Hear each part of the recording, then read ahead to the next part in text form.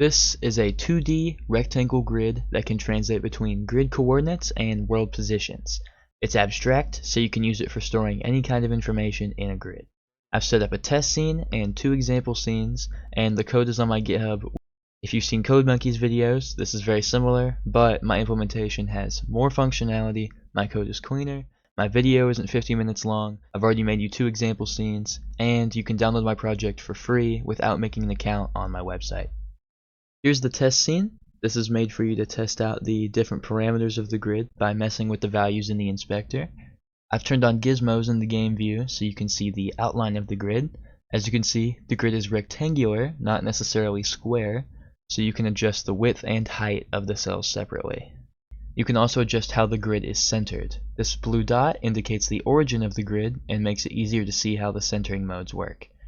If I turn on the debug text as well, you can see that I've set it up so that while my cursor is over a cell, its value increases.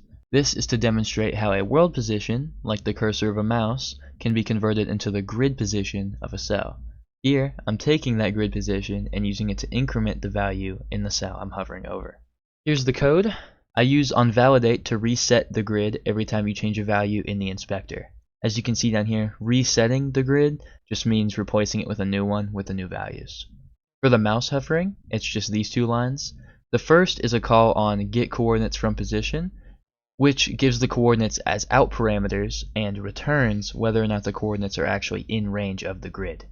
This is similar to how Unity set up the raycast function, where it returns whether or not the ray actually hit anything, and then the hit data is accessible through an out parameter. After that, I just add 1 to the cell at those coordinates. For an example of a way this can be implemented, I've set up a heat map. As you move your cursor, nearby cells begin to turn red, then yellow, then green. This works by editing the vertex colors of a mesh that is set up to be aligned with the grid. In Start, we see the heat map grid and the mesh being initialized. In Update, I do the same thing as before to get the cell the mouse is hovering over, and then loop over all the cells that are within a certain range of that cell. But you do have to make sure these are in range of the grid, because if you trail over the edges of the heat map, you'll get errors due to trying to edit cells outside the edges of the grid. I then add the amount of time the cell has been hovered over to its value, which is then used to calculate what color it should be. Here, I've actually scaled the added value depending on how close this cell is to the mouse. That's what gives it the paintbrush effect. Afterwards, I apply the new colors to the mesh.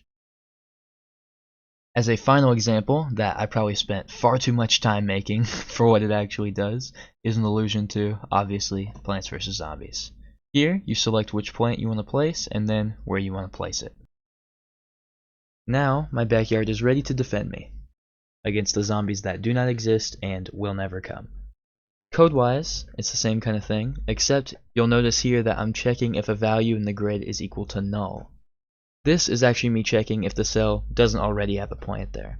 I can do this because the grid is of the plant type. The values start off as null, but later I set them to the plant components of the plants I place. Bars. You might have noticed that I use this add value method on some of the grids, but I also said it uses an abstract data type. Obviously, for any data type that isn't a number, such a method does not make any sense. At the bottom of the grid file, I included an extensions class that implements this method for grids of integers and floats. Thanks for watching my video and using my code. I mean, if you liked it, I mean, even you could I'm just saying, you could like it and maybe even subscribe, maybe if you